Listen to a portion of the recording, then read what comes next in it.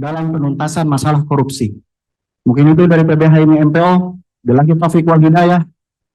Wassalamualaikum warahmatullahi wabarakatuh. Salam. Terima kasih dari PBHIMI MPO. Yang belakang dulu, habis itu HMI. Silakan. Dari mana yang Mbak? Kami ya, silakan. Dari kami, terus dari HMI Dipo.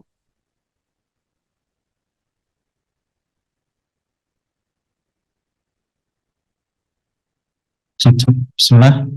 Assalamualaikum warahmatullahi wabarakatuh. Kami ucapkan terima kasih pada pimpinan DPR, kemudian pada kawan-kawan mahasiswa dan OKP dari BEM maupun OKP yang sempat hadir. Mohon izin sebelumnya kami dari pengurus pusat Kesatuan Aksi Mahasiswa Muslim Indonesia atau PP kami, ya saya kira kita harus menegaskan komitmen kita bahwa hari ini kita hadir di sini sebagai bentuk rasa cinta kita kepada tanah air kita. Ada banyak macam cara untuk kita menyampaikan aspirasi, namun karena kita melihat situasi kebangsaan kita hari ini yang sedang tidak kondusif, dan kita memilih jalan berdialog dan beraudiensi seperti hari ini, dan mudah-mudahan kita sama-sama bisa merumuskan kira-kira rekomendasi kebijakan terbaik yang bisa dapat diambil oleh pemerintah kita melalui badan legislatif, yaitu Dewan Perwakilan Rakyat Republik Indonesia. Ya saya kira secara garis besar hampir sama seperti apa yang sudah disampaikan oleh kawan-kawan baik dari BEM maupun dari teman-teman OKP yang sudah mendahului.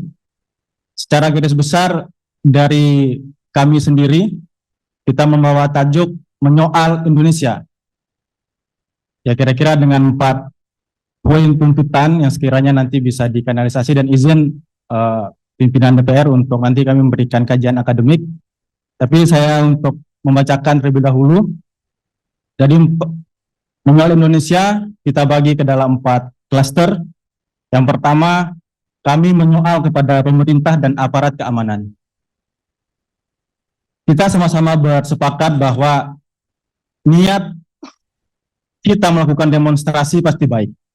Menyampaikan aspirasi, menyampaikan persoalan bangsa dan negara, meskipun di dalam pelaksanaannya ada pihak-pihak yang tidak bertanggung jawab, kemudian memanfaatkan situasi tersebut untuk kepentingan pribadi maupun kelompoknya. Sekali lagi, kami pertegas niat mahasiswa, teman-teman BEM maupun OKP adalah untuk perbaikan bangsa.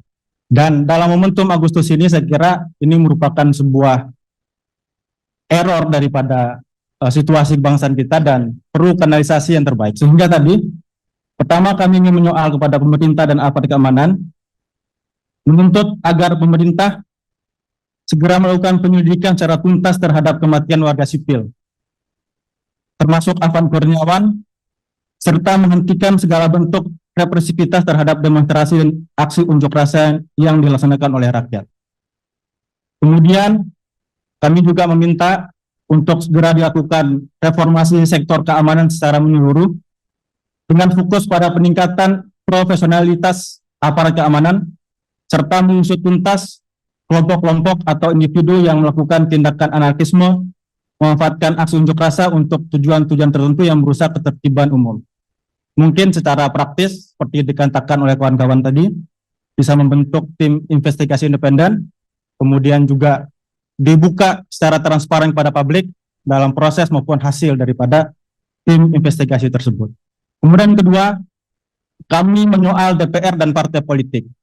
Saya kira salah satu trigger daripada kekecewaan masyarakat dan menyulut aksi di bulan Agustus ini adalah respon daripada DPR dan partai politik.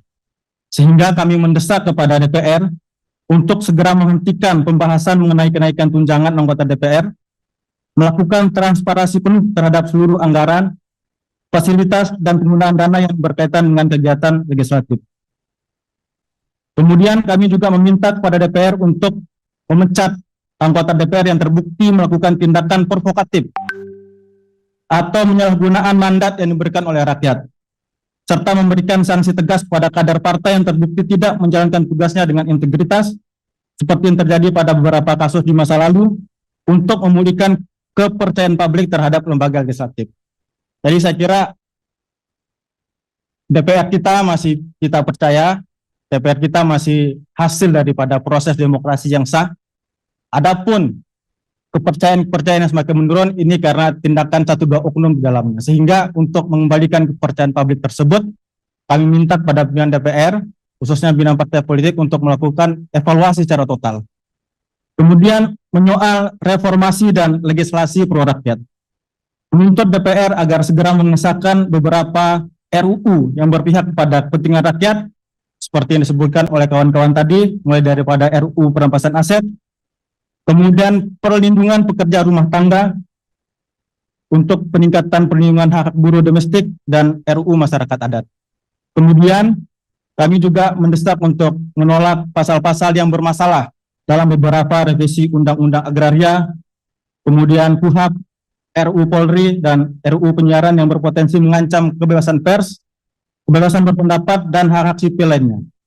Kemudian kami juga menyinggung ekonomi dan kesejahteraan, menyoal ekonomi dan kesejahteraan Indonesia hari ini.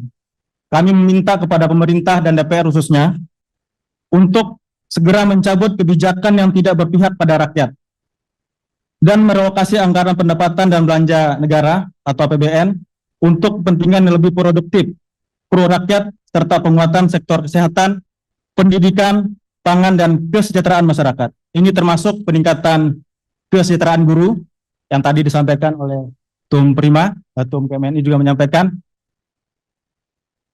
Kita melihat bagaimana kondisi tenaga pendidik kita hari ini, kemudian kondisi buruh kita, kemudian pekerja informal yang sampai hari ini belum mendapatkan kepastian seperti jaringan pengamanan sosial dan sebagainya. Saya kira ini sangat mendesak untuk segera diselesaikan.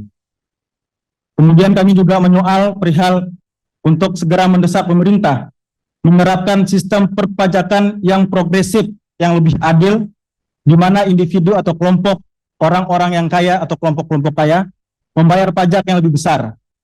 Sementara kelompok masyarakat berpendapatan rendah tidak dibebani dengan pajak-pajak yang tidak proporsional untuk menciptakan pemerataan ekonomi dan kesejahteraan sosial yang lebih inklusif. Kami kira demikian, mohon izin, dan sekiranya nanti ada proses lanjutan agar kami juga dapat mengawal bagaimana rekomendasi kebijakan ini untuk segera bisa diimplikasikan atau diaplikasikan. Demikian, Assalamualaikum warahmatullahi wabarakatuh. Mohon izin kami untuk menyerahkan. Silakan.